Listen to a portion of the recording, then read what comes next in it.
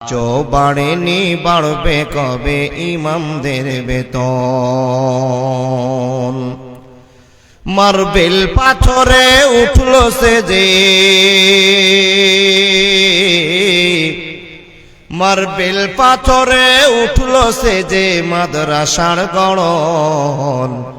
আজও বাড়েনি বাড়বে কবে মৌলবীদের বেতন। আজও বাড়েনি বাড়বে কবে ইমামদের বেতন। মসজিদের পাশে জলসা করি বক্তা আনিয়া, ইমামকে রাখি মঞ্চের সভাপতি বানাইয়া। ওই জালসায় দেখো লক্ষ টাকার, ওই জালসায় দেখো লক্ষ টাকার কত আয়োজন। আজও বাড়েনি বাড়বে কবে ইমামদের বেতন। আজও বাড়েনি বাড়বে কবে মৌলবীদের বেতন। মার্বেল পাথরে উঠলো সে যে মসজিদের গড়ন। আজও বাড়েনি বাড়বে কবে ইমামদের বেতন। আজও বাড়েনি বাড়বে কবে আলেমের বেতন। আমি ব্যবসা করি চাকরি করি লক্ষ টাকা কামাই, রাজার হালাতে জীবন কাটায় সুখের সীমানায়। আমি চাকরি করি ব্যবসা করি লক্ষ টাকা কামাই, রাজার হালাতে জীবন কাটায় সুখের সীমানায়। তুমি যার পিছনে নামাজ পড়ো, তুমি যার পিছনে নামাজ পড়ো চলে তার কেমন। আজও বাড়েনি বাড়বে কবে ইমামদের বেতন। আজও বাড়েনি বাড়বে কবে আলেমদের বেতন। মার্বেল পাথরে উঠলো সে যে, মার্বেল পাথরে উঠলো সে যে মাদ্রাসার গড়ন। আজও বাড়েনি বাড়বে কবে আলেমদের বেতন। আজও বাড়েনি বাড়বে কবে মৌলবীদের বেতন। আমার ছেলে মেয়ে পড়ে অনেক দামি স্কুলে, 10,000 টাকা বেতন লাগে প্রতি মাস গেলে। আমার ছেলে মেয়ে পড়ে অনেক দামি স্কুলে, 10,000 টাকা বেতন লাগে প্রতি মাস গেলে। ইমামের ছেলের স্বপ্ন পূরণ, ইমামের ছেলের স্বপ্ন পূরণ হবে ভাই কেমন। আজও বাড়েনি বাড়বে কবে ইমামদের বেতন। আজও বাড়েনি বাড়বে কবে মোল্লাদের বেতন। আজও বাড়েনি বাড়বে কবে মৌলবীদের বেতন। পৃথিবীর সেরা চাকরিজীবী, পৃথিবীর সেরা চাকরিজীবী মসজিদের ইমাম। মরলে ইমাম, জন্মিলে ইমাম, বিয়েতে ইমাম। এই ইমামকে নিয়ে আমরা সবাই, এই ইমামকে নিয়ে আমরা সবাই করি না সঠিক মূল্যায়ন। আজও বাড়েনি বাড়বে কবে ইমামদের বেতন। আজও বাড়েনি বাড়বে কবে মৌলবীদের বেতন। আজও বাড়েনি বাড়বে কবে ইমামদের বেতন। লিল্লাহে তাকবীর। এ ঠান্ডা আওয়াজ দিয়ে আল্লাহর ভালোবাসা জয় করা যাবে না। আওয়াজ করে বলুন লিল্লাহে তাকবীর। এ এত মাংস ভাত খাওয়ার পরে এইটুকু আওয়াজ? হ্যাঁ, 6 ঘন্টা ধরে গরুর গোশি খেলেন গো, আর এ পাওয়ারটা দিবে না? জোরে বলুন লিল্লাহে তাকবীর। পিছনে টিএমসি না বিজেপি মিকচার। আল্লাহ কবুল করুক।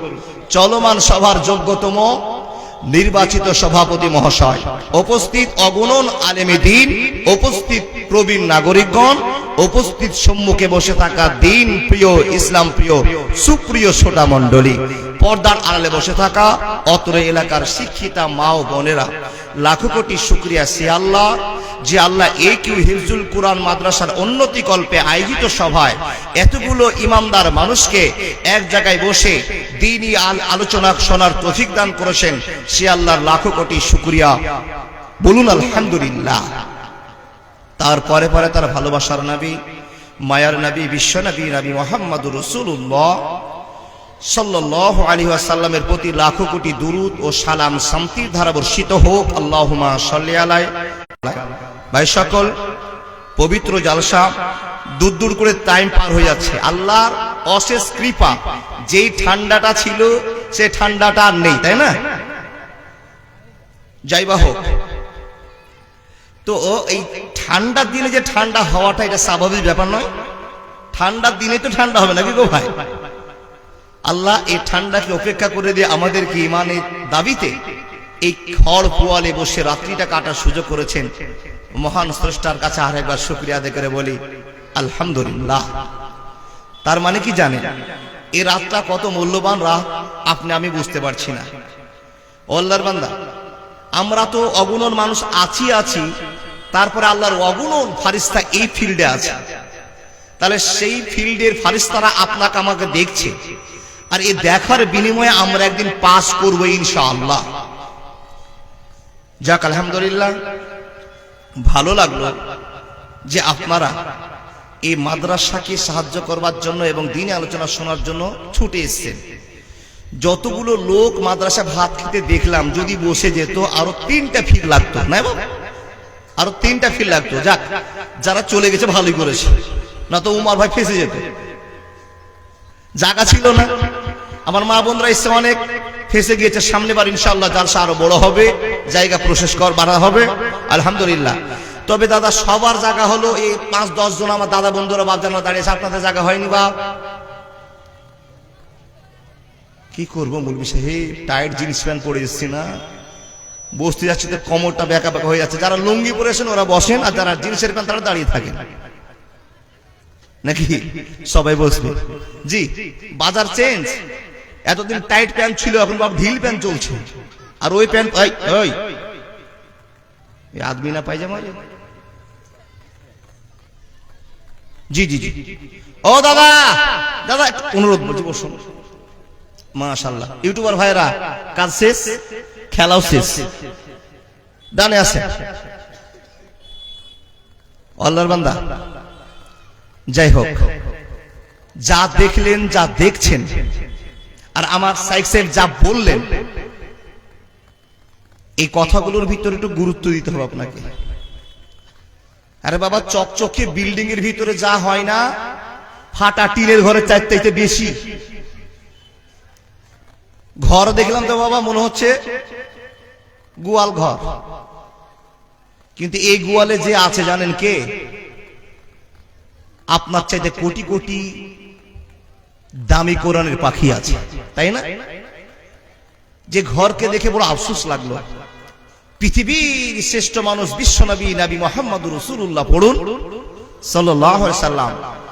আর তারপরে নবীজি বলছেন পৃথিবীতে যত আলেম আছে তারা আবার অনুসারী আর ওয়ারিস। সেই সূত্রে আমরা মৌলভী সাহেবরা, কোরআনের হাফেজরা, ওয়ারিসাতুল আম্বিয়া, ও আল্লাহর বান্দা। তাহলে যার এত মূল্য, যে কোরআনের এত দাম, আর সেই কোরআনের পাখিদের বাসাটা দেখুন। তার মানে এগুলো দাবিদার কে? আমরাই আলহামদুলিল্লাহ। তবে আপনাদের মনে যে ভেদাভেদটা নাই, এটা দেখে বড় আবেগে ভরে গেল মনটা, যে আপনাদের মনে কোনো কেলেম নেই, ঝরঝর করে আল্লাহর রাস্তায় দান দিচ্ছেন। কারণ কোরআন তো পৃথিবীর কারো নয়, কোরআনটা তো উমারের নয়, উমারের দাদুরও নয়। কার? কোরআনটা কার? আল্লাহর দিয়েছেন নবী মুহাম্মদকে। আর আমরা পৃথিবীর মানুষ সেই কোরআনকে নিয়ে উপকৃত হয়ে আমরা ইহদিনাস সিরাতাল মুস্তাকিমের পথ পাবো। এর জন্য তো কোরআনকে আমরা ভালোবাসি, না বাবা? আচ্ছা, আলহামদুলিল্লাহ। তো এখানে যারা আমরা বসে আছি সবাই পাকা ইমানদার মুমিন মুসলমান। সত্য করে বলুন তো, জালসা তো শুনছেন, এশারের নামাজ কে কে পড়েছেন একটু হাত দেখান তো। আলহামদুলিল্লাহ। কিন্তু মাঝে মাঝে শূন্য স্থান কেন? কিয়ামত পর্যন্ত শূন্য থাকবে মনে হয়। আল্লাহর বান্দা সবাই নামাজ পড়েছেন তো? যারা পড়েছেন হাত দেখিয়ে দিলেন, যারা পড়েননি তারা ভাবছেন মৌলানা বয়স কাঁচা আছে তো একটু দেরি হোক। কিন্তু মালাকুল মউত যে কবে গাড়ি নিয়ে ঢুকবে এই কথা যদি জানা থাকতো তাহলে দেরি করতাম, কিন্তু জানি না। গাড়ি চলে আসলে যে উঠতে হবে, কোনো পেরেশানি চলবে না, কোনো অপশন চলবে না, গাড়িতে উঠতেই হবে, তাই না? কম সময়ের ভিতর আপনাকে কিছু কথা বলবো ইনশাআল্লাহ। এই আবেগ রেখে আপনাদের সামনে বলতে আরম্ভ করছি। এখানে যতটি আমরা মানুষ বসে আছি সবাই আমরা অরিজিনাল মুসলমান দাবিদার তো? হ্যাঁ কি না? কে কে হাত দেখান। অরিজিনাল মুসলমানের দাবিদার আমরা সবাই, মাশাআল্লাহ সবাই। কিন্তু এখন যে হাত দেখালেন নামাজ পড়িনি, এ ভেজাল নয়। অরিজিনাল মুসলমানের দাবিদার তারাই যারা নামাজ পড়েছে। তো আপনারা ফাঁকাতে গুলি মেরে দিলেন, আর ফারিস্তারা দেখেও চলে গেল। আল্লাহকে খবর দিয়ে আল্লাহ সবে হাত তুলেছে, লিখে নাও। তো আল্লাহ তো লিখেও নিবে, কিন্তু আপনি যে ডুপ্লিকেট থেকে গেলেন গো বাপ। বলে মৌলভী সাহেব ডুপ্লিকেটে তো জায়গা খুঁজে পাচ্ছি না, আমরা ইমানদার একজন। এই জন্য আমরা বলতে পারছি ইমানের দাবিতে আমরা এক আল্লাহ ছাড়া দ্বিতীয় আল্লাহকে মানি না।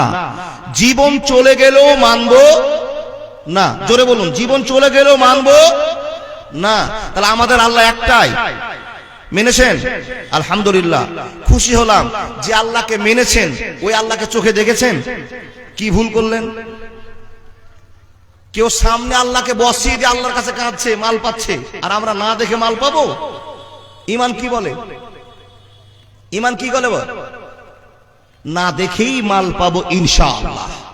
মাল পেয়েছিও, তার হাজার প্রমাণও আছে, তাই না? তাহলে আমরা আল্লাহকে দেখিনি, দেখতেও পাবো না। কখন দেখবো?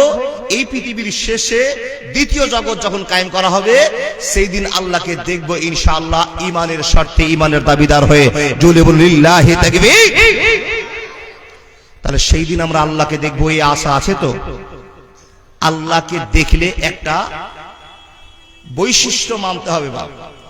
হাসরের ময়দানে লক্ষ কোটি মানুষ থাকবে, আর সেই লক্ষ কোটি মানুষের ভিড়ে আল্লাহ তাআলা বান্দাদেরকে দেখবার জন্য আসবেন।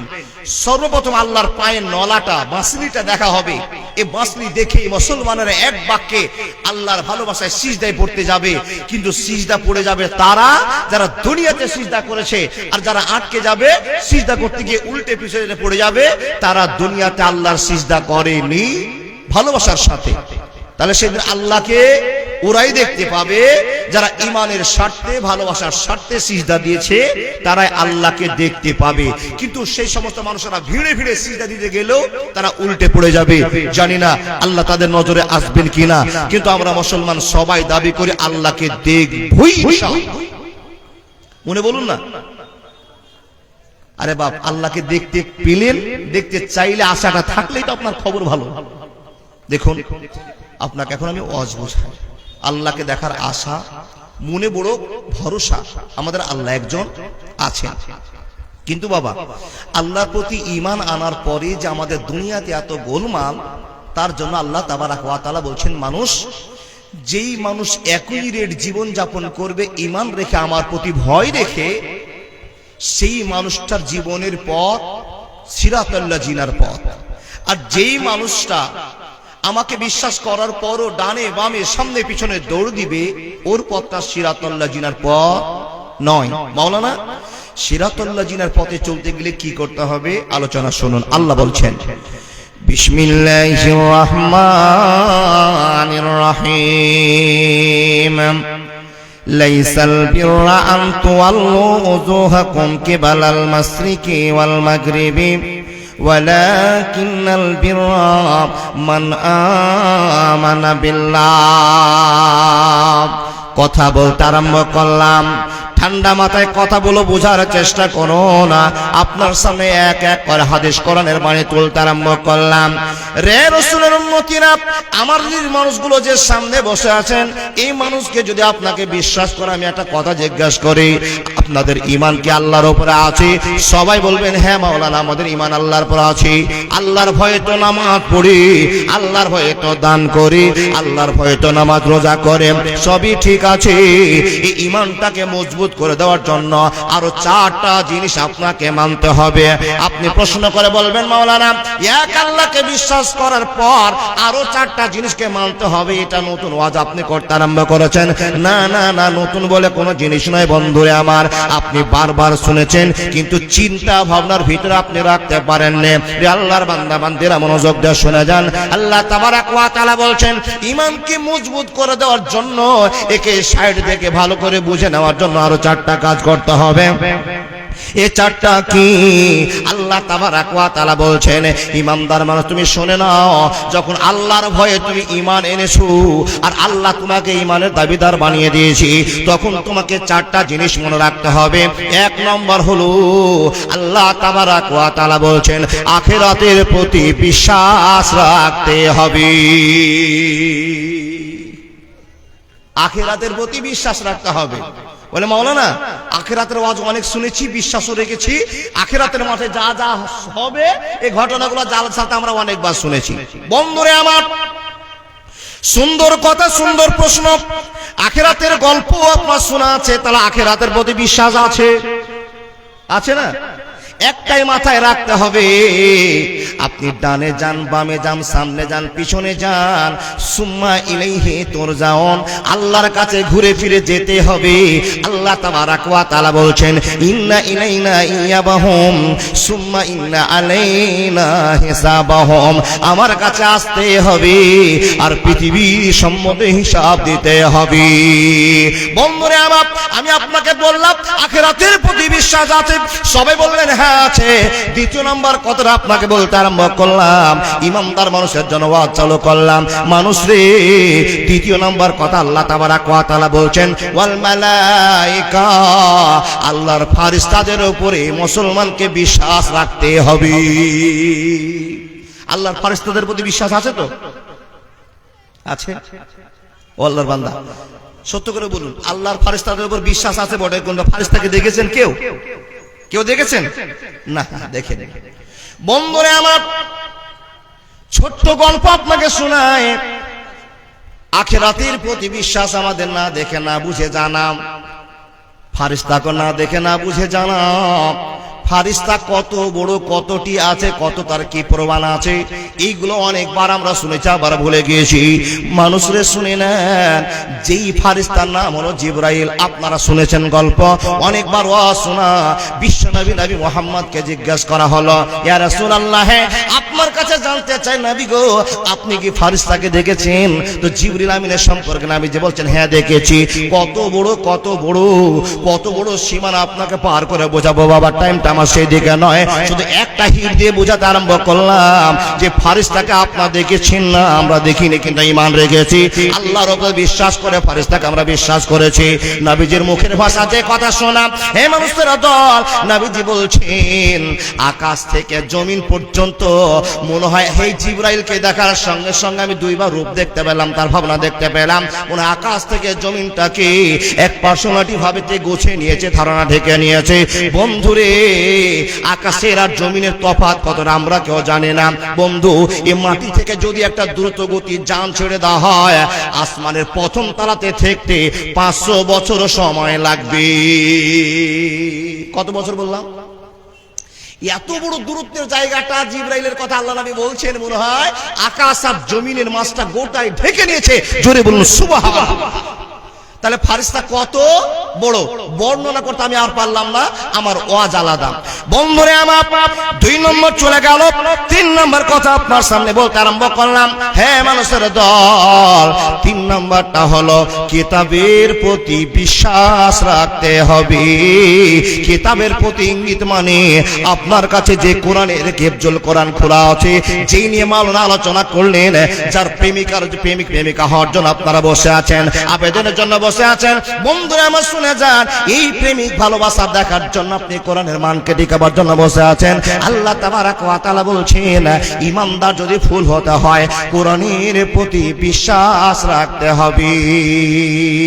আপন বলে যারে ভাবি সে তো আপন না, আপন আমার মা জননী অন্য কেহ না। চোখ বুজিয়া মরণ যেদিন হবে আল্লাহকে জানাই মা চোখের পানি ফেলে, আমার এই সন্তান রে মাওলা কষ্ট দিও না। সবাই ভুলে গেল আমার মাটা ভুলে না। আপন বলে যারে ভাবি সে তো আপন না, আপন আমার মা জননী অন্য কেহ না। চোখ বুজিয়া মরণ যেদিন হবে আল্লাহকে জানাই মা চোখের পানি ফেলে, আমার এই সন্তান রে আল্লাহ কষ্ট দিও না। সবাই ভুলে গেল আমার মাটা ভুলে না। একবার জোরে বলুন না সুবহানাল্লাহ। বন্ধুরা আমার কথা বলে যায়, যেই মা এত কষ্ট করে ছেলেকে জন্ম দিয়েছে সে মার ভালোবাসার কথা আপনাকে বলে যায়। আপনি জানেন, আপনারা সবাই জানেন আল্লাহ আমাদেরকে ভালোবাসার কথা বলেছেন। পৃথিবীতে যত ভালোবাসার জায়গা আছে মার কাছে ভালোবাসার অন্যতম জায়গা। কিন্তু আল্লাহ তাবারক ওয়া তাআলা বলছেন, বান্দা যে মা তোমাকে এত ভালোবাসে, পৃথিবীর সব মা গুলোকে যদি এক জায়গায় জড়ো করা হয় আর সব মা ভালোবাসাগুলোকে এক জায়গায় একটা অ্যামাউন্ট করা হয়, আমি আল্লাহ তার চাইতে কোটি গুণ বান্দা বান্দীকে বেশি ভালোবাসি। জোরে বলুন আল্লাহু আকবার।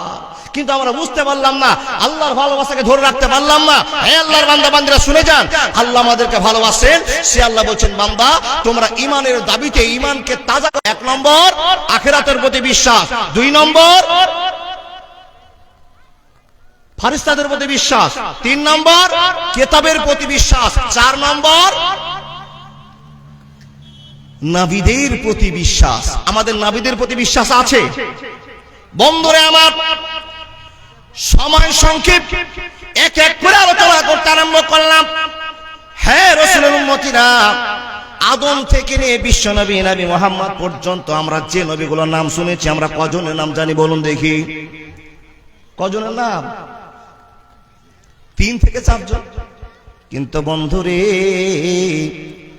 নবীদের প্রতি ঈমান আনা মানে নবীদের প্রতি প্রেম শ্রদ্ধা ভালোবাসা থাকবে, বিশ্বাস স্থাপন করতে হবে, তবে আপনি সাকসেস মুসলমান। না হলে আপনাকে সাকসেস মুসলমান বলা যাবে না, যাবে না, যাবে না। বন্ধুরে আমার, এই কথা বোঝাতে গিয়ে আল্লাহ তাবারক ওয়া তাআলার নবী প্রিয় হাবিব বিশ্ব নবী নবী মুহাম্মাদের কথা আপনার জীবনে তুলতে আরম্ভ করলাম।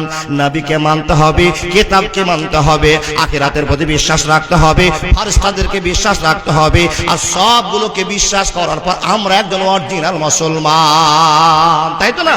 আর অরিজিনাল দাবি করে আমরা বসে আছি, সবাই হাত দেখালাম আমরা অরিজিনাল মুসলমান। আচ্ছা বলুন, আমরা আল্লাহকে বিশ্বাস করলাম, 4টা জিনিসকে বিশ্বাস করে ঈমানটাকে মজবুত করলাম, তারপরে আল্লাহ তাবারক ওয়া তাআলা বলছেন, এ মানুষেরা, তোমাদের যখন ঈমানের পরিধি, ঈমানের ব্যাস মজবুত হয়ে গেছে, এখন তোমাদেরকে আমি আদেশ করছি, আমার বন্ধু, আমার পিয়ারা হাবিব বিশ্ব নবী নবী মুহাম্মদুর রাসূলুল্লাহ পড়ুন সাল্লাল্লাহু আলাইহি ওয়াসাল্লাম যেই মতো ব্যবহার তোমাদের করতে বলে, যেইভাবে চলতে বলে, পৃথিবীর মানুষ তোমরা সেইভাবে চলো।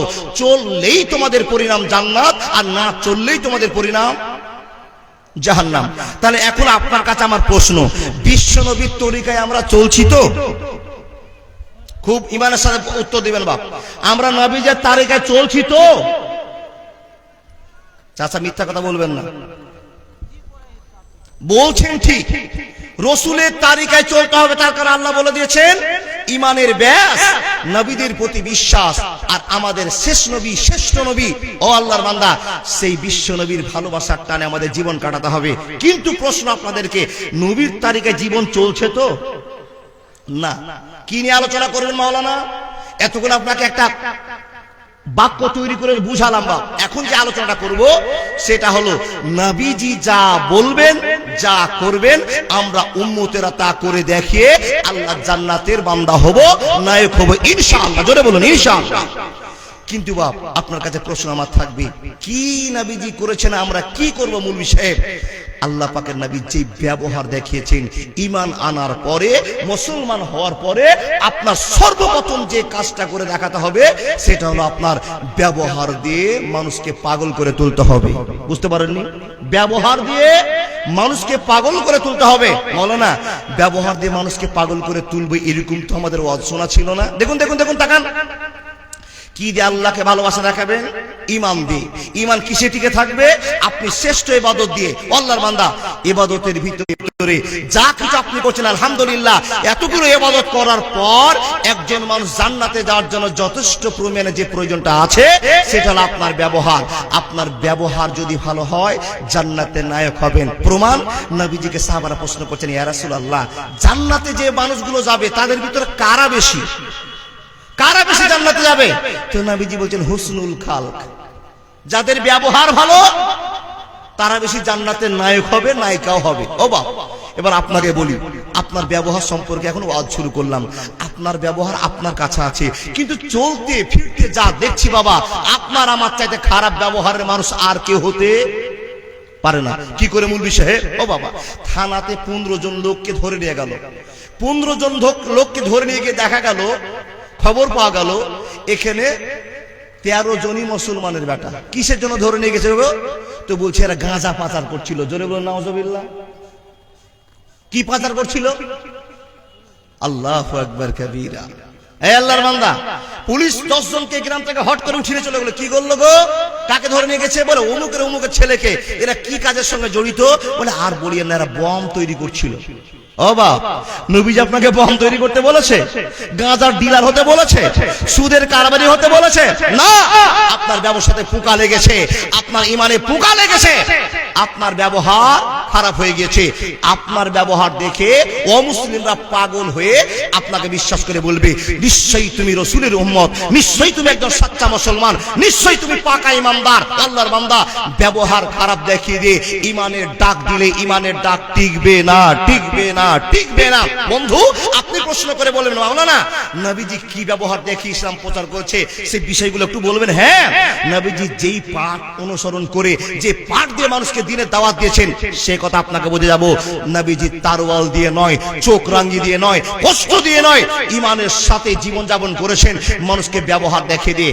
একটা ব্যবহারের কথা আপনাকে বলি, ও আল্লাহর বান্দা, বিশ্বনবী নবী মুহাম্মদ রাসূলুল্লাহর জীবনে একটা ইতিহাস আপনাকে তুলে দিই। মাওলানা, কি তুলে দিবেন? আচ্ছা, আমার এই ইতিহাসটা আপনাদের কি জানা? কোন ইতিহাসটা মাওলানা? যেটা হলো, কাবা শরীফ যখন দ্বিতীয়বার নতুন করে তৈরি করা হলো, সেই দিন কিন্তু ঘর থেকে হাজরে আসওয়াদ পাথরটাকে বের করে রাখা হয়েছিল। এই খবরটা আপনারা জানেন?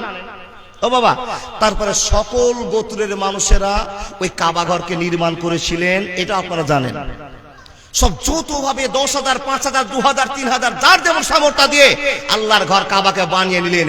বানা যখন কমপ্লিট হলো, সেই দিন একটা ঝামেলা লাগলো। কি ঝামেলা? ঝামেলার কারণ হলো ওই হাজরে আসওয়াদ পাথর। এই হাজরে আসওয়াদ পাথর চিনেন বুঝেন? জি, ওকার বোঝাতে হবে না। ওই পাথরটা এত পাথর, দামি পাথর, সে পাথরটাতে যদি ক্রিমিনাল লোক গিয়ে চুমা খায় তো তার পাপটাকে আকর্ষণের সাথে চুষে নেয়। এটা আমরা জানি না বাবা? তাহলে এই পাথরটা দামি না কম দাম? দামি না কম দাম? অবশ্যই দামি। এই পাথরটাকে নিয়ে শুরু হলো ঝামেলা। বন্ধুরা আমার, শুনে যান, পাথর মসজিদ থেকে বেরিয়ে গিয়েছে, মসজিদ আবার নতুন তৈরি হয়ে গিয়েছে, আল্লাহর ঘর নির্মাণ হয়ে গিয়েছে।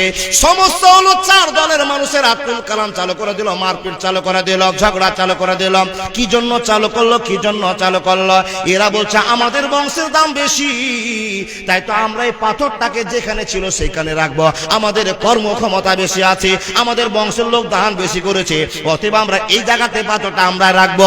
অন্য দল বাধা দিয়ে বলছে, ও লোকেরা, আমরা তো দান ধান কম করিনি, অতএব এই পাথরটা আমরা রাখবো। এরকম করে ঈমানের দাবিতে নিজের দাবি পেশ করতে আরম্ভ করলাম। বন্ধুরে, এমন ঝামেলা লাগলো, মারামারি, গন্ডগোল, বিদ্রোহ চালু হয়ে যাবে। এমন তো সমাতে কোন মানুষের মুখ থেকে একটা প্রস্তাব বেরিয়ে আসলো, ও মানুষেরা, এত সুন্দর করে কাবা ঘর বানার পর, এত সুন্দর করে মসজিদ বানার পর গুলাগুলি করে মরা যাবে না, যাবে না, যাবে না। আরবে নয় মিশরে, ইরাক ইরান নয় ভারতে, সারা পৃথিবীর মাটিতে নবী তোর আইন চলে, যেতে হবে খালি হাতে আল্লাহ তোর দরবারে। একবার জোরে বলুন না সুবহানাল্লাহ। দেখেন বংশতে বংশতে ঝামেলা, গুলি করাকরি হবে, ঝামেলা লেগে গেল, এমনটা সময় কারো মুখ থেকে একটা প্রচার বেরিয়ে আসলো কি জানেন? ও ভাইরা, এই পাথরটা নিয়ে তোমাদের যে ঝামেলা মতভেদ, এই পাথরটাকে সেই বংশের লোক যথাস্থানে রাখতে পারবে, কাবাতে ঢুকাতে পারবে যেই লোকের ভিতর থেকে, যেই বংশের ভিতর থেকে একজন লোক সর্বপ্রথম মসজিদে ফজরের পরে দেখা দিবে। সুবহানাল্লাহ বলুন। ভিতর ভিতর দেখেন দেখেন দেখেন বন্ধুরে আমার, আলোচনা হয়ে গেল কাবা শরীফে যে প্রথম ঢুকবে সেই পাথরটাকে রাখার অনুমতি পাবে। বারবার ওয়াজটা আপনার শোনা, কিন্তু আপনাকে এখানে একটা কথা বোঝাবো, নবীর কত দাম, কত মান, কত ব্যবহার সুন্দর। আল্লাহ তাবারাক ওয়া তাআলা বলছেন ওয়া ইন্নাকা লাআলা খুলুকিন আযীম। নবী হে, আপনাকে যে ব্যবহারটা দান করা হলো, আপনাকে যে রহমতটা দেওয়া হলো, আপনাকে যে বংশমর্যাদাটা দেওয়া হলো, আপনার ব্যবহারটাকে যত নরম করা দেওয়া হলো, এ নবী শুনে নাও, গোটা পৃথিবীতে যত মানুষ আছে আপনার ব্যবহারকে মেনে শেষ করতে পারবে না। এমন মহব্বত আপনার অন্তরে আছে, এমন ব্যবহার আপনার ভেতরে আছে। এ নবী তুমি শুনে নাও, গোটা পৃথিবীর জন্য রহমাতাল লিল আলামিন। বন্ধু, ঝামেলার মীমাংসা হচ্ছে, পাথরটা রাখা আছে, চার দলের লোককে আলোচনা করে বলা হলো, বাবুরা তোমরা কাবা শরীফে যে এসে হাজির হবা, সেই গিয়ে তোমরা ওই পাত্রটাকে রাখতে পারবা। ঠিক আছে চলো, নিজের নিজের বাড়ি চলে গেল। ঘটনা আপনার শোনাম, সর্বপ্রথম ফজরের পরে সকালবেলাতে গিয়ে যাকে দেখা গেল সে আর কেউ নয়, আখির নবী, বিশ্ব নবী, নবী মুহাম্মদুর রাসূলুল্লাহ। আবার বলুন সাল্লাল্লাহু আলাইহি সাল্লাম। নবী মুহাম্মদকে ঘরে দেখেই, মসজিদে দেখেই চার বংশের লোকেরা উৎফুল্ল মনে বলল, হাজাল আমিন। এই যে আমরা চেয়েছিলাম, এটাই চেয়েছিলাম, এটাই বুঝতে চেয়েছিলাম, যেই লোকটা যোগ্য প্রমাণ আছে, যোগ্যতা আছে, সেই লোকটাকে আল্লাহ হাজির করে দিয়েছে। ও গাড়িওয়ালা ভাই, তুমি যে, ওর আরো হুব লেগেছে, এটা গোলমাল আছে মনে হয়। দেখুন দেখুন দেখুন, সব বংশের লোকেরা বলছে, আরে আমরা যাকে যাকে মনে মনে ভাবছিলাম সেই আল্লাহর বান্দাকে পেয়ে গেছি। এই সত্যবাদীর হাত দিয়ে সত্য পাথরটাকে সত্য জায়গাতে রাখা হবে। মন থেকে বলুন সুবহানাল্লাহ। বন্ধুরে আমার, সকালবেলা হাজির হয়েছে নবী মুহাম্মদ। এবার আপনারা বিচার করে বলুন তো, পাথর রাখবে কে? বিশ্বনবী, তাই না? বন্ধুরে আমার, এখন বিশ্বনবী পাথরটাকে নিয়ে গিয়ে যথাস্থানে রাখবে, আর পৃথিবীর যত হাজী সাহেবরা আসবে ওই পাথরকে চুমা খেতে ঢুকবে আর চলে যাবে। বলুন তো কত বড় সম্মান, কত বড় দাম, কত বড় মান। এত বড় সম্মানের মানুষরা কেমন করে নিজেকে বিচার করে দেখালেন, কেমন করে ব্যবহার দিয়ে গোটা পৃথিবীকে সাবধানতা দেখিয়েছেন, কেমন করে গোটা পৃথিবীকে ভালোবাসা দেখে জয় করে দিয়েছেন।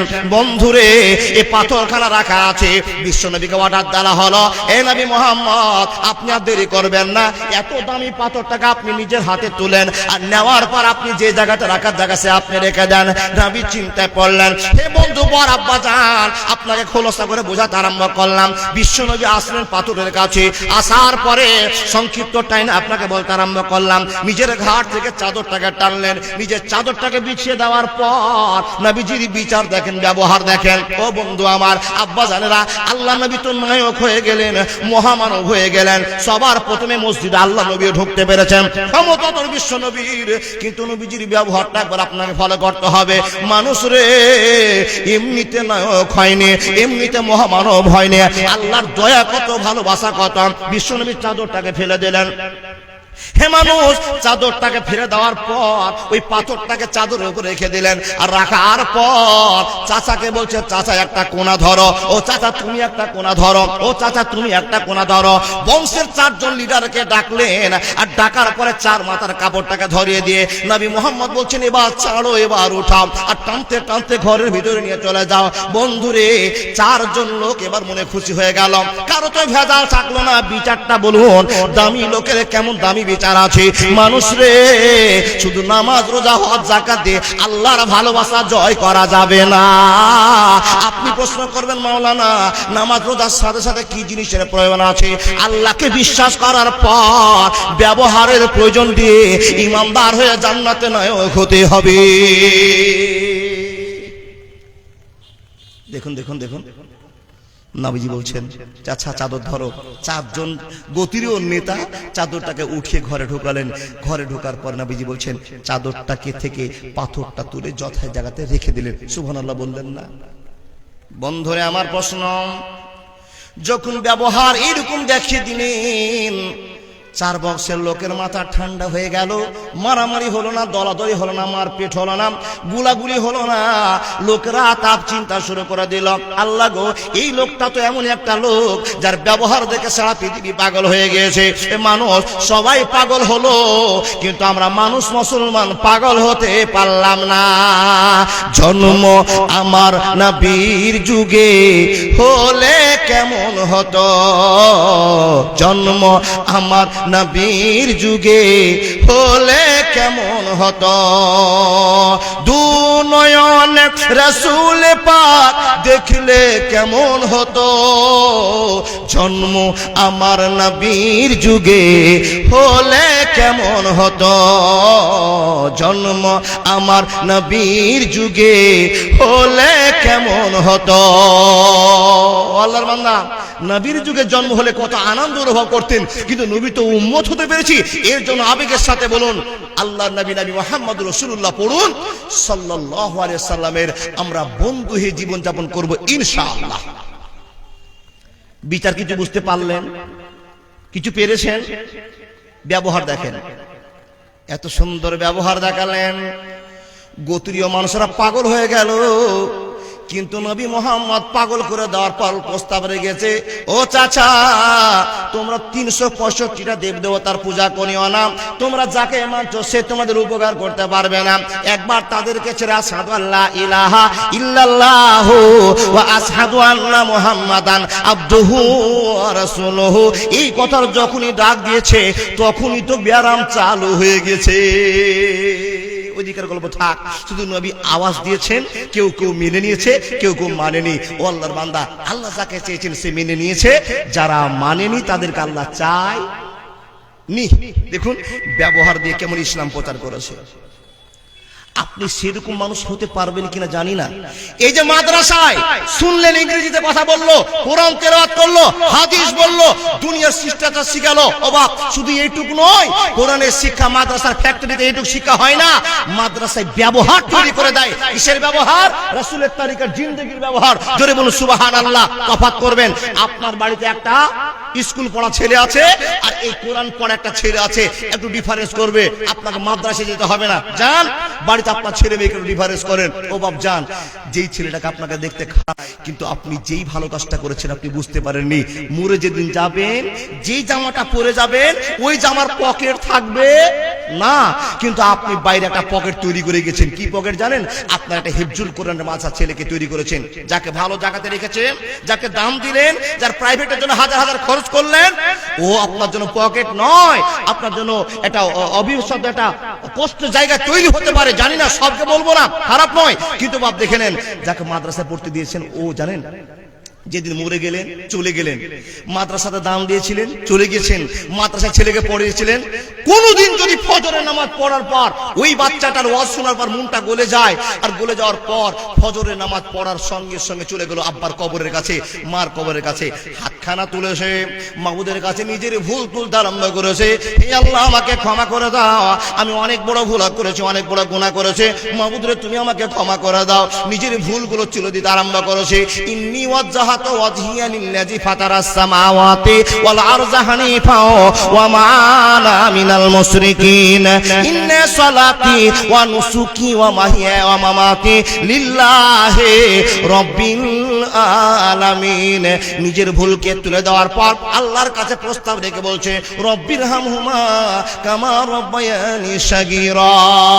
বন্ধুরে আমার, মা বোন আমার, আপনার কলিজার টুকরো যেদিন চাকরি পেয়ে গেছে, মাস্টার হয়েছে, ডাক্তার হয়ে গেছে, মৌলবি হয়েছে, কারেফ হয়েছে, যেদিন আপনি কবরে ঘুমিয়ে আছেন, কোন রকম সাহায্য পাওয়ার আপনার আশায় নাই, সেই জিন যদি আপনার ছেলেটা কোন ক্রমে কোনো ওয়াজ শোনার পর মনটা নরম হয়, মসজিদ আযান শোনার পর মার কথা মনে পড়েছে, বাপের কথা মনে পড়েছে, কবরের কাছে গিয়ে যদি একবার দোয়া করা দেয়, বন্ধুরে কোটি টাকা যেই খরচ করে আপনি জীবনটাকে চালিয়ে গেছেন, তার চাইতে অনেক বড় নেকির জারিয়া আপনার জন্য খুলে দেওয়া হবে।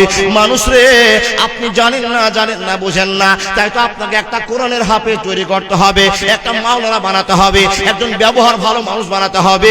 আল্লাহ বলেন আওয়ালাদিন সালিহিন, নবী মুহাম্মদ বলেন আওয়ালাদিন সালিহিন ইয়াদউলাহু, যদি ইমানদার ছেলে, ভালো ছেলে আল্লাহর কাছে দোয়া করে দেয়, ও দোয়া কোনো দিনের জন্য ফিরে আসবে না। কিন্তু বলেছে বাবা আওয়ালাদিন সালিহিন ইয়াদউলাহু, ছেলেটা হবে সালেহ, ভালো ছেলে। ও বাপ, দাদা, বন্ধু, মা বোন, বুঝুন, ভালো ছেলে। ভালো ছেলে কে? যার ব্যবহার ভালো, আল্লাহর সঙ্গে বন্ধুত্ব রাখে ভালো, তাকে ভালো ছেলে বলা হয়। যা জানি আমরা, যার ভিতরে কেলেম নাই, ওই ছেলে যদি আল্লাহর কাছে দোয়া করে, বাপ মার কবরের উজ্জ্বল ভবিষ্যৎ প্রজন্মের খবর পাওয়া যাবে। আল্লাহর বান্দা, একটা কথা আপনাকে বললাম, তাহলে ভালো ছেলের প্রয়োজন আছে। মাদ্রাসায় শুধু কোরআন, হাদিস, বাংলা, ইংরেজি অক্ষর পড়া হয় না, এর ভিতরে ব্যবহারও শিক্ষা দেওয়া হয়। কি ব্যবহার? হুজুরের সামনে কেমন ভাবে বসতে হবে, লোকের সামনে কেমন ভাবে দাঁড়াতে হবে, মাকে গিয়ে সালাম করতে হবে, বাবাকে গিয়ে সালাম করতে হবে, মানুষ গেলে বসে সালাম দিতে হবে। ও বন্ধু, শিষ্টাচার, নিয়ম, ব্যবহার শিখিয়ে দেওয়া হয়। কার? লাকাদ কানা লাকুম ফি রাসূলিল্লাহি উসওয়াতুন হাসানাহ। দেখুন দেখুন দেখুন, রাসূলের ব্যবহার শিখিয়ে দেওয়া হয় মাদ্রাসাতে। এবার আপনাকে বুঝাই, মাওলানা রাসূল কি ব্যবহার দেখিয়েছেন, আমাদেরকে তাকান। আল্লাহর বান্দা, একটা গল্প বলবো, তবে এই গল্পটা কিসের গল্প জানেন? কোন তারিখ থেকে নয়, একবার হাদিস থেকে আপনাকে গল্পটা বলছি। দেখুন, বিশ্বনবী নবী মুহাম্মদুর রাসূলুল্লাহ পড়ুন সাল্লাল্লাহু আলাইহি সাল্লাম। ওয়াজ শুনে যান মন ভরে। নবী মুহাম্মদ বলছেন, এ ভালোবাসার মানুষেরা, তোমরা ব্যবহার দিয়ে আল্লাহর ভালোবাসাকে টিকিয়ে রাখো। আমরা উম্মত ব্যবহার জানি না, নবীজির ব্যবহার দিয়ে আপনার কেরেমটা মিটার চেষ্টা করছি। বন্ধুরে, আল্লাহর নবীকে মারবার জন্য একটা লোকের নাম প্রমাণ হয়েছে, যে লোকটার নাম হলো সুমামা বিন উসাল। দাদা জুতা পড়ছেন? আরে থামেন না, যায়েন না। ও বাবা, আপনাদের টিপটাপ দেখে, উঠাউঠি দেখে মনে বুঝছি যে আমার ওয়াজ আপনারা বুঝতে পারছেন না। সত্যি করে বুঝতে পারছেন না? বুঝতে পারছেন? জি, তো উঠছেন কেন? মৌলভী সাহেব, অনেকক্ষণ থেকে বসে আছি, তো পেচ্ছাপ লেগেছে। তো পেচ্ছাপ পায়খানা লাগাটা জরুরি, বাপ, লাগতেও পারে, তো একটু ইঙ্গিত দিয়ে যাবেন। যদি পেচ্ছাপ লাগে তো একটা আঙুল দেখাবেন, আর যদি পায়খানা লাগে তো দুটো, তাহলে বুঝাবো একটা পায়খানা লেগেছে। আর যদি বিড়ি খাওয়ার মন হয় তো 5টা আঙুল দেখে যায়, উঠে যায় না। আচ্ছা, কি বললাম লোকটার নাম? সুমামা বিন ওসাল। এই লোকটার ইতিহাস আপনাকে বলবো না, টাইম শর্ট। শুধু একটা কথা মনে রাখেন, এই সুমামা বিন ওসাল বিশ্বনবীকে হত্যা করার জন্য সিদ্ধান্ত করেছে। সুমামা বিন ওসাল নবীজিকে মারার জন্য তীর ধনুক নিজের সামান নিয়ে ঘোরাঘুরি করছে। এমন তো সময় বিশ্বনবীর সাহাবাদের হাতে আটক হয়ে গেল। বাপ, আপনাকে বলে যায়, আটক হয়ে গেল। সাহাবারা ধরে নিয়ে আসলেন। ধরে নিয়ে আসার পর নবীজিকে বলছেন, নবী গো, একটা লোককে আমরা ধরে নিয়ে এসেছি, এই লোকটা কয়েদি। এই লোকটার কাছ থেকে আমরা জানতে পেরেছি, এই লোকটা আপনাকে, পৃথিবীর যত মানুষ আছে সব মানুষের সাথে আপনাকে বেশি ঘৃণা করে। কে? এই সুমামা বিন ওসাল। আর আপনাকে মারার জন্য একটা রাজা, একটা বাদশা, আর এই বাদশা আপনাকে না মারলে শান্তি পাবে না, এই উদ্দেশ্য নিয়ে এসেছিল, কিন্তু আমাদের হাতে গ্রেফতার হয়েছে। নবীজি বলছেন, একে আটকে রাখো। তো সাহাবারা আটকে রাখলেন মসজিদে এক পিলারে, মসজিদের এক পিলারে, যে মসজিদে নবীজি সাহাবাদেরকে নামাজ পড়ছেন, সেই পিলারে বেঁধে রেখেছেন। কাকে? নামটা মনে করেন, সুমামা বিন ওসাল। বন্ধুরে আমার, নবী মুহাম্মদুর রাসূলুল্লাহ সাল্লাল্লাহু আলাইহি ওয়াসাল্লামের কথা আপনাকে বলতে আরম্ভ করলাম। নবীজি লোকটাকে বেঁধেছেন, কিন্তু নবীজি তো জানছেন এই লোকটা আমাকে মার্ডার করার জন্য এসেছিল। যদি আমাকে ফাঁকাতে পেত তো আমার পেটে চাকু ভরে দিত, আমার গলা কেটে দিত, তীর দিয়ে মেরে দিত, 1 মিনিটের জন্য আমাকে শেষ করে দিত। নবীজি জানছেন তো এটা আমার পাকা শত্রু। হে মানুষের দর্শনে যান, কিন্তু মসজিদের পিলারে বিশ্বনবীর সামনে বাধা আছে। মানুষ রে, নবীজির ব্যবহার কেমন আপনি একটু শুনে যাবেন। হে মুসলমান, বিশ্বনবীর জয়বার মসজিদে আছে, জয়বার মসজিদে আছে। লোকটাকে জিজ্ঞেস করে, এ বন্ধু আমার ভালো করে শুনে যান, জয়বার নবীজি মসজিদে আসেন। লোকটার কাছে জিজ্ঞেস করে বলেন, ইয়া সুমামা মা যা ইন্দাকা, সুমামা রে বলো তো তোমার অবস্থার কি অবস্থা আছে, তুমি একবার বলো। দেখেন দেখেন দেখেন কি যে দেখছেন আপনার গো, মাশাআল্লাহ। জি জি জি জি আবা জানারা, এই যে পাগড়ি যাদের মাথায় দেওয়া হবে সেই বাচ্চাগুলো চলে এসেছে, আপনারা দেখতে পাচ্ছেন। আমি আমার মাকসাদের দিকে চলে যাচ্ছি, টান টান এদিকে কাজ চলছে। আল্লাহর বান্দা, ব্যবহার তৈরি কেমন হয় এই ছাত্রটা কিন্তু বলে দেয়নি মাদ্রাসা তখন থেকে বেরিয়ে আসে।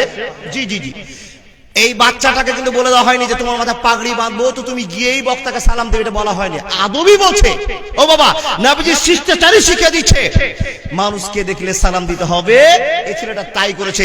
দেখুন, যারা দেখেননি, কার ছেলে জানি না, এত সুন্দর পাগড়ি মাথায় হবে। আছে 12 বছর, 8 বছর, 7 বছর, 6 বছর কোরআনকে মুখস্থ করেছে। কত? 3,23,215টি অক্ষর মাথায় ঢুকে আছে। এই আজকে সেই আলেমদের হাত দিয়ে তার সম্মানে শহীদ বিদায় করা হচ্ছে।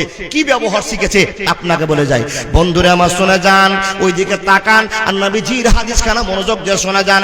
নবীজি বলছেন, ও সুমামা বিন ওসালা, তুমি তো আমার মার্ডারের আসামি, তুমি তো আমাকে খুন করার জন্য এসেছিলে। কিন্তু সুমামা বলো তো, আমি তোমাকে প্রশ্ন করছি, এখন তোমার অবস্থা সম্পর্কে তুমি আমাকে জানাও। বন্ধুরে আমার, আল্লাহর নবীর এই ভাষা শুনে যেই লোকটাকে খুঁটিতে বাঁধা আছে, কয়েদি হিসাবে, আসামি হিসাবে বাঁধানো আছে, সেই লোকটা অবাক হয়ে গেল। আরে যেই লোকটাকে মারার জন্য আমি চাকু নিয়ে এসেছি, আর সেই লোকটা এসে আমাকে জিজ্ঞেস করছে তুমি কেমন আছো। বন্ধুরে, কত দামি কথা, আপনি আমি কেমন মুসলমান পরিচয় দিয়েছি। এই আল্লাহর বান্দা মনোযোগ দিয়ে কথাগুলো শোনার চেষ্টা করুন। আল্লাহর নবী বলছেন, এ সুমামা তুমি কেমন আছো তুমি বলো। তখন যেই লোকটা বাঁধানো আছে, আসামিটা, আল্লাহ তাআলা নবীকে বলতে আরম্ভ করছেন, নবী গো, আপনি একটা মানুষ আর আমি একটা কয়েদি, আমি একটা জেলখানার আসামি। আপনাকে মারার জন্য আমি সিদ্ধান্ত করেছিলাম। ইয়া রাসূলুল্লাহ, আমি যে অবস্থা আছি ভালো আছি, কিন্তু আপনার কাছে আমার প্রশ্ন হলো। লোকটা বলছেন, ওয়া ইন তাকতুল জাদামিন, নবী গো, আপনার কাছে আমার প্রশ্ন, আমি আপনাকে মারার জন্য এসেছিলাম, এখন আপনি তো আমাকে ধরতে পেরে গিয়েছেন, আমাকে খুঁটিতে বেঁধে রেখেছেন, এখন আপনি যদি চান তো আপনি আমাকে মার্ডার করে দিয়ে আমার কেসাস নিতে পারেন, বদলা নিতে পারেন, কোনো অসুবিধা হবে না, হবে না, হবে না। আল্লাহর বান্দা, নবীজি বলছেন, কোন কথা না বলে লোকটাকে যখনই প্রশ্ন করেছে, এ বাবু তুমি বলো কেমন আছো, আসামিকে জিজ্ঞেস করছেন কেমন আছে, তখন লোকটা বলছেন, হুজুর আপনি যদি চান তো আমাকে মেরে দিতে পারেন, কোন ভেজাল নাই। তারপর দ্বিতীয়বার বলছেন, ওয়া ইন তুমিন আলা সাকিরিন, নবী গো, আপনার কাছে আমার দ্বিতীয় প্রশ্ন, আপনি যদি আমাকে দয়া করে ছেড়ে দেন, ভালোবাসার সাথে ছেড়ে দেন, তো আপনি একটা মহৎ কাজ করবেন। আপনি একটা আসামিকে ছেড়ে দিয়েছেন, অথচ আপনি একজন দাগী ক্রিমিনাল, আপনি আমাকে ছেড়ে দিতে পারেন। 3 নম্বর প্রশ্নটার উত্তর দিয়ে এটা লোকটা বলতে আরম্ভ করেছেন, ইয়া রাসূলুল্লাহ, ওয়া ইন কুনতা তুরিদুল মাল। মাশাআল্লাহ, এটা হলো না, ঠিকঠাক হলো না। এটাকে দেখিয়ে তো কাজ হবে গো, এটাকে দেখিয়ে তো কাজ হবে। থাকুক ওই, হ্যাঁ চলে আসছি, হ্যাঁ আমার পরে যাবেন। বস বাবু বস, একটা চা দেন তো, চা রাখি দেন, আপনার বসেন। ও আল্লাহর বান্দা, আগে দেখুন ব্যবহারটা এই ছোট্ট বাচ্চাটা। সেলিম ভাই তাড়াতাড়ি করো, হ্যাঁ দেখেন দেখেন দেখেন, নবীজি বলছেন, ও আসামি কেমন আছো। তো বলছে, হুজুর আপনি যদি আমাকে ছেড়ে দেন তাও ছাড়তে পারেন, মারলে মেরে দিতেও পারেন, যদি বলেন যে মারবো না ছেড়েও দিব না, তাহলে আমি আপনাকে মোটা টাকা দিয়ে আমি ছুটে যেতে পারবো, এরকম শক্তি আছে। আমি একজন বড় ভালো মানুষ এবং আমার কাছে মালের শেষ নাই। দেখেন বুঝার জন্য বলছি, বন্ধুরা আমার শুনে যান। আল্লাহ নবী একদিন পার করে দিলেন, 2 দিনের বেলায় যখন আবার নামাজ পড়তে গিয়েছেন, আবার লোকটাকে জিজ্ঞেস করছেন, ইয়া সুমামা বলো তো বন্ধুরে তুমি কেমন আছো? লোকটা আবার বলছেন, নবী মুহাম্মদ আপনাকে আমার ঘুরিয়ে কথা বলা, যদি আপনি এখন চান তো আপনি আমাকে পিস পিস করে টুকরো টুকরো করে মেরে ফেলতে পারেন, কেটে দিতে পারেন, অসুবিধা হওয়ার কথা নাই গো নবী। এ নবী মুহাম্মদ সেটা যদি আপনি না করেন তো আমার উপর দয়া করে আমার বাঁধন খুলে আপনি আমাকে ছেড়ে দিতেও পারেন। নবী মুহাম্মদুর রাসূলুল্লাহকে আবার লোকটা বলছেন, নবী গো আপনি যদি আমার কাছে টাকা চান তো আমি রাজা মানুষ, বাদশা মানুষ, আমার টাকা পয়সা অনেক আছে, জরিমানা মোটা অঙ্কের দিয়ে আপনার কাছ থেকে ছুটে চলে যাব, কোনোই অসুবিধা হবে না। Golden Medina oh my sweet Medina, I cannot forget you dear Medina, I cannot forget you dear Medina, cannot forget, could not forget dear Medina, cannot forget, could not forget dear Medina, I cannot forget you dear Medina, I cannot forget you dear Medina, you are better than Arse Mohalla, you are better than Arse Mohalla, dear Prophet Islam in Medina, I cannot forget you dear Medina। একবার জোরে বলুন না সুবহানাল্লাহ। কথা বলতে আরম্ভ করলাম, মনোযোগ দিয়ে কথাগুলো শোনার চেষ্টা করুন। নবীজি 2 দিন পার করে দিলেন, একই উত্তর দিলেন, একই উত্তর পেলেন। 3 দিনের দিন বিশ্বনবী বলছেন, ইয়া সুমামা তোমার কাছে আমার প্রশ্ন হলো, তুমি বলো তো কেমন আছো, কেমন আছো? 3 দিনেও নবী প্রশ্ন করে বলছেন কেমন আছো। এবার আসামি আবার নবীকে উত্তর দিয়ে বলছেন, নবী গো আমি তো একজন মার্ডারের আসামি, আপনাকে মার্ডার করার জন্য এসেছিলাম। নবী গো আপনি মেরেও ফেলতে পারেন, আমাকে দয়া করে ছেড়ে দিতেও পারেন, শুধু তাই নয় আপনি যদি 5 লাখ টাকা চান তো আমি 5 লাখ টাকা দিয়ে আপনার কাছ থেকে ছুটে যেতে পারবো, এমন শক্তি আছে, আপনি যা করবেন তা করেন। এই 3 দিন যখন পার করে দেওয়ার কথা, হে মানুষের দল, ওই সুমামা বিন উসালকে খুঁড়িতে বাঁধা আছে, আর মসজিদের মুসাল্লিদের ভিতরে, মসজিদের মানুষ ভিতরে আল্লাহ নবী সাহাবাদের ভেতরে যেরকম ব্যবহার দেখলেন, মসজিদে কেমন করে ঢুকলেন, কেমন করে বের হলেন, কেমন করে কথা বলছেন, নবীজির কত সম্মান এই লোকটা 3 দিন ধরে দেখছে। বন্ধুরে দেখতে দেখতে দেখতে দেখতে 3 দিনের বেলায় নবী মুহাম্মদ বলছেন, সাহাবার দলেরা আর দেরি করা যাবে না, এ সুমামা বিন উসালকে তোমরা মুক্ত করে দাও। এ আল্লাহর বান্দা, সেই আসামিটাকে যেই লোকটাকে নবী, যে লোকটা নবীকে মারতে এসেছিল, 3 দিন পরে নবীজি বলছেন, সাহাবা এই লোকটার হাত পা খুলে ছেড়ে দাও। আল্লাহর বান্দা, কিছু কিছু মুরব্বীরা, কিছু কিছু লেখক বলছেন যখন লোকটাকে ছেড়ে দিল তো লোকটার চোখ মুখ বড় হয়ে গেল, হাত পা কাঁপতে আরম্ভ করলো। কেন? আরে এই লোকটাকে তো আমি চিনতে পারিনি, যে লোকটাকে মার্ডার করার জন্য এসেছিলাম সেই লোকটা যে এত ভালো, এত ভালো, আর তার সাহাবাদের ব্যবহার এত সুন্দর, এটা তো আমি জানতাম না। ভিতর ভিতর রাগ করেছিলাম। পৃথিবীতে যত মানুষ আছে সবচেয়ে খারাপ মানুষের নাম বিশ্বনবী নবী মুহাম্মদ রাসূলুল্লাহ, জোরে বলুন নাউজুবিল্লাহ। কিন্তু লোকটাকে যখন ছেড়ে দিল বুঝতে পারলো এই লোকটা তো খারাপ হতে পারে না, থরথর করে কাঁপছে।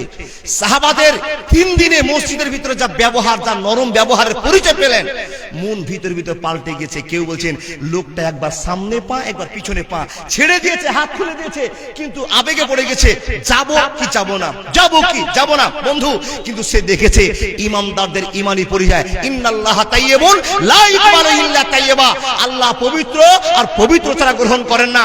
পবিত্রতা দেখে সাহাবাদের নবীদের ব্যবহার দেখে এই লোকটা বাবা হাদিসের ভাষা বাইরে চলে গেল। বাইরে গিয়ে বাগানে একটা ছোট কুঁড়ি ছিল, গুড়ে বুঝেন না, পুকুরে গিয়ে গোসল করে ঘুরে এসে নবীকে বলছেন, আশহাদু আল্লা ইলাহা ইল্লাল্লাহু ওয়া আশহাদু আন্না মুহাম্মাদান আবদুহু রাসূলুহু। বন্ধু প্রমাণ, নবীজি বলছেন যে লোকটা আমাকে মারার জন্য হাইসা কায়দা তারাওয়াল নিয়ে ঘোরাঘুরি করছিল, সেই লোকটাকে এমন ব্যবহার দেখালাম, এমন ব্যবহারে চাল পেয়েছে, আমার সাহাবাদের ব্যবহার এমন হয়ে পাগলা হয়েছে, এই লোকটার বাড়ি পৌঁছাতে পারলো না, ঘুরে এসে বলছেন আশহাদু আল্লা ইলাহা ইল্লাল্লাহু ওয়া আশহাদু আন্না মুহাম্মাদান আবদুহু ওয়া রাসূলুহু। এ আল্লাহর বান্দা বান্দিরা, মনোযোগ দিয়ে জীবনটা তৈরি করুন। আমরা মানুষ বটে, মুসলমান বটে, কিন্তু ব্যবহার এমন হয়েছে মুসলমানের পরিচয় রাখতে পারিনি। ভাই বাবাজি আমার, চেষ্টা করুন ব্যবহার তৈরি করার। কি গো, নরম ব্যবহারের মানুষ হন। কি দিয়ে মানুষ হতে হবে? আল্লাহর ভয় দিয়ে মানুষ হতে হবে। চলে যাওয়ার পূর্বে আপনাকে বলছি, দেখুন, মানুষ তৈরি করার ফ্যাক্টরি উমার ভাই খুলে দিয়েছে। মানুষ তৈরি করার ফ্যাক্টরি খুলেছে। আর এই ফ্যাক্টরিতে যে মালগুলো আপনার লাগিয়েছিলেন, যেই ফসল বুনেছিলেন, সে ফসলটাও পেকে গেছে, তার চোখে দেখে ফসল। যেই ছেলেগুলো বলল সামনে বছরে এরা পাগড়ি পাবে, আর দেখুন এই মাদ্রাসার শিক্ষা অর্জন করে মাথায় পাগড়ি নিয়েছে। বলুন তো, সত্য করে বলবেন, আপনার 30 বিঘা জমি, 3টা ছেলে চাকরি বাকরি করে, আপনার গোটা ফ্যামিলি আর গোটা আপনার সম্পত্তি আর আপনার ছেলে মেয়ে যা আত্মীয়স্বজন আছে, বিশ্বাসের সাথে বলবেন, বিশ্বাসের সাথে, সব মালগুলোকে এক জায়গায় দাম করলে যা অ্যামাউন্ট হবে, এই ছেলের পাগড়িটা তার চেয়ে কোটি গুণ দাম বেশি। জোরে বলুন সুবহানাল্লাহ। বলে কেন বলবি সাহেব? প্রমাণ দিচ্ছি। যার যত কোরআন নলেজ, তার তত কিয়ামতের মাঠে উঁচু স্থান। যার যত কোরআন মুখস্থ, যার অক্ষর জানা, আয়াত জানা, সূরা জানা, যার যত কোরআনকে যে তেলাওয়াত করেছে, তার মর্যাদা তত বেড়ে গেছে। এবার আপনাকে পড়ি, এই ছেলেটা যে কোরআনটা মুখস্থ করেছে, বাবা আপনাকে বলছি, সূরা বায়েত বাণীটা আপনি জানেন না, কিংবা অনেক মানুষ আছে সবাই জানাজা পড়তে যায়, তো জানাজা পড়তে গেলে আলহামদুলিল্লাহি রাব্বিল আলামিন, কুল হু আল্লাহু আহাদ, এটা জানি, প্রথম চলে গেল এক তাকবীর, 2 তাকবীরে আল্লাহুম্মা সাল্লি আলা আল্লাহুম্মা বারিক আলা, এটা সবাই জানি। 3 তাকবীরে যেটা জানি না সেটা হলো আল্লাহুম্মা গফির লি হাইয়ানা ওয়া মাইয়াতিনা ওয়া শাহিদিনা ওয়া গায়বানা। কে কে জানি হাত দেখান তো। 8-10 জন জানি, বাকি সবাই জানি। কিন্তু জামাতে আমরা অনেকজন নামাজ পড়ি, ও আল্লাহর বান্দা নামান হাত, আলহামদুলিল্লাহ অনেকেই জানেন, কিন্তু জানেন না। আপনাকে বললাম, আপনাকে 8 দিন টাইম দিলাম, শুধু আল্লাহুম্মা গফির লি হাইয়ানা ওয়া মাইয়াতিনা ওয়া শাহিদিনা আপনি শিখেন তো। আপনার চুল কুঁকড়া হয়ে যাবে, হ্যাংলা হয়ে আপনি কাঁদবেন, আরো কিছু অবস্থা খারাপ হয়ে যাবে। 15 দিন কেন, 1 মাসও আপনি এই দোয়াটা শিখতে পারবেন না। আর ওই রকমই সূরা 30 পারা কোরআন, যেই কোরআন খানা বিশ্বনবীর উপরে 23 বছর থেকে অনেক দিন ঊর্ধ্বে নাজিল হয়েছিল। জিবরাইলকে আল্লাহ নিয়ে আসার অর্ডার দিয়েছিলেন, নিয়ে এসে বলেছিলেন, আর আল্লাহ নবী সেটা চাপের সাথে কষ্ট করে নলেজে রেখেছিলেন। যখন এই আপনার কোরআন নাজিল হচ্ছিল, সেই গল্প শোনার টাইম নাই, কিরকম নবীর কষ্ট হচ্ছিল সেই কষ্টের কথা আপনার বলার টাইম নেই। আল্লাহর বান্দা, জমা হয়ে গেল 30 পারা কোরআন, 114টা সূরা, তাই না? 114টা সূরা, 540টি রুকু, 6666টি কম বেশি আয়াত। আমি একটা উদাহরণ দিয়ে আপনাকে বলছি, 3,23,215টি অক্ষর। এত কষ্ট করে 9 জন শিক্ষকের পরিচালনায় নিজের জীবনটাকে রাতে 10টার পরে ঘুমায়নি। ও বাবা, আপনি তো 8টার সময় ঘুমায়, কসম করে বলছি আমি জানি এই বাচ্চাটা 10টাতে ঘুমাতে পায়নি, 11টা 12টা 1টা পর্যন্ত এই যুগে যুগে যুগে যুগে। বিসমিল্লাহির রহমানির রহিম। দেখেন, কোরআন যারা মুখস্থ করে আর কি করে, যদি চুপচাপ ঠান্ডা মাথায় বসে না, তো কোরআন মাথায় অত তাড়াতাড়ি ঢুকবে না। মাওলানা শিখিয়ে দিয়েছে কি, বিসমিল্লাহির রহমানির রহিম, কুল হুয়াল্লাহু আহাদ, আল্লাহুস সামাদ, লাম ইয়ালিদ ওয়া লাম ইউলাদ ওয়া লাম ইয়াকুল লাহু কুফুয়ান আহাদ। বিসমিল্লাহির রহমানির রহিম, আর রহমানু আল্লামাল কুরআন, খালাকাল ইনসানা আল্লামাহুল বায়ান। ঢুলতে ঢুলতে ঢুলতে ঢুলতে ঢুলতে ঢুলতে 1টা বেজে গেছে রে আল্লাহর বান্দা, 1টা বেজে গিয়েছে, কিন্তু বাচ্চাটা ঘুমাতে পারেনি। কেন পারেনি? 9 জন শিক্ষক বলে দিয়েছে আব্দুর রহমান। আরে সুবহানাল্লাহ, মিলে গেল, এটাও আব্দুর রহমান। আব্দুর রহমান মানে কি? আল্লাহর বান্দা। ওটা পরে মুখস্থ করিয়া, কিছু লোক জানে না আব্দুর রহমান মানে কি। ও আল্লাহর বান্দা, এই পড়তে পড়তে 1টা বেজে গেছে, জানে আমাকে 8 দিন টাইম দিয়েছে, 3 দিন টাইম দিয়েছে, 2 দিন টাইম দিয়েছে। এই 2 দিনের ভিতরে আমাকে 3 রুকু শোনাতে হবে, 3 রুকু 2 রুকু 1 রুকু শোনাতে হবে। আপনার যদি আত্তাহিয়াত শিখতে 15 দিন লাগে, তাহলে এই বাচ্চাটার 1 রুকু শিখতে কতদিন লাগবে হিসাব করেছেন? বন্ধুরে আমার, 1টা বেজে গিয়েছে, মাওলানার ঘুমটা ভেঙে গিয়েছে। মাওলানা উঠে দেখছে আব্দুর রহমান এখনো কোরআন পড়ে, এখন আল্লাহর হয়ে পড়ে যায়। কত সুন্দর করে সব পৃথিবীর মানুষ ঘুমে গিয়েছে, ওয়ান্নাসে আজমাইন। আর আল্লাহর কোরআনের পাখি পাগল হয়ে কোরআন মুখস্থ করছে রে বাবা, আর উপর থেকে টপ টপ করে শীতের পানি তার গায়ে পড়ছে। কিন্তু না না না, কোরআন মুখস্থ করতে হবে, আর পৃথিবীর মানুষের কাছে খবর দিতে হবে, আল্লাহর কাছে ভালোবাসা নিতে হবে। 1টা পর্যন্ত পড়ার পর একটু লম্বা হয়ে শুয়ে গেছে, ওখানে শুয়ে থেকে গিয়েছে। যেমনই 3 ঘন্টা ঘুম পাড়া হয়েছে, 4টা বেজেছে, মসজিদের আজান শুরু হয়ে গিয়েছে, হাইয়া আলাল ফালাহ, আসসালাতু খায়রুম মিনান নাওম। বন্ধুরে আমার, সমস্ত মানুষেরা ঘুমিয়ে থাকলেন, কিন্তু মাদ্রাসার বাচ্চারা ঘুমাতে পাবে না। কেন পাবে না? যখন আজান হয়ে যাবে, মাওলানা বড় বড় লাঠি বের করবে, লাঠি বের করার পর প্রত্যেকটা গর্জায় গিয়ে ধকধক করে বাড়ি মারবে। এ আব্দুর রহমান, আব্দুল জব্বার, এ আমার কলিজার টুকরো, আজান হয়ে গেছে, আর শুয়ে থাকা যাবে না। বাবুরারে উঠে যাও, গোটা গ্রামের লোকের জন্য দোয়া করো, পশ্চিম বাংলার লোকের জন্য দোয়া করো, কবরে যারা পড়েছে তাদের জন্য দোয়া করো। হে বন্ধু বাপ যারা, আমার মা বোন আমার, এই ছোট্ট বাচ্চারা 1টায় ঘুমেছে, মাত্র 3 ঘন্টা ঘুম পাড়ার পর আবার ফজরের নামাজে দাঁড়িয়ে গেল। হে মানুষের দল, ফজরের নামাজে দাঁড়িয়ে গেল, ছেলেটা সুন্দর করে নামাজ পড়লাম। নামাজ পড়ার পর আবার কোরআন পড়তে বসে গেল। কোরআন পড়তে বসে 6:30 পর্যন্ত কোরআন পড়লো। মানুষ রে, কিন্তু আপনার ব্যবহার আমার ব্যবহার সঙ্গে একটু পার্থক্য করেন। আপনার বাড়িতে 5টার সময়তে 3-4 রকমের মিষ্টি নিয়ে আসা হয়, মুড়ির ব্যবস্থা করা হয়, চানাচুরের ব্যবস্থা করা হয়, ভালো কোম্পানির চা দিয়ে আপনি প্রত্যেকদিন সকালে ছেলে মেয়েকে আপনি চা খান। কিন্তু মাদ্রাসার কলিজার টুকরা চা পাই না রে আল্লাহ বান্দারা।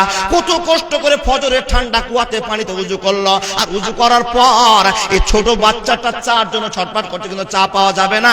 7টা 7:30 না পাওয়া গেলে তোমাকে কোনো মুখস্থ করতে দেওয়া হবে না। এ বন্ধু আমার, আব্বা জান আমার, এত কষ্ট করে করে করে করে আজ কোরআনের জাল তৈরি করেছে, কোরআনের হাফেজ হয়ে গিয়েছে। মানুষের এই পৃথিবীতে যত মানুষ আছে, সবচেয়ে দামি মানুষের নাম হলো কোরআনের হাফেজ। বন্ধু আমার সাইকুল হাদিস সাহেব, মাদানী সাহেব বললেন, মূল্য কত, দাম কত, এই দামকে টিকে রাখার জন্য আমরা চেষ্টা করব।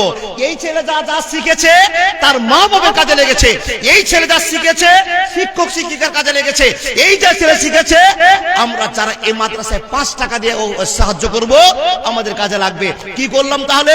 একটা কোরআনের পাখি তৈরি করতে গিয়ে আমরা 3 শ্রেণীর মানুষ, মানে পৃথিবীর সকল মানুষ উপকৃত হয়ে গেল।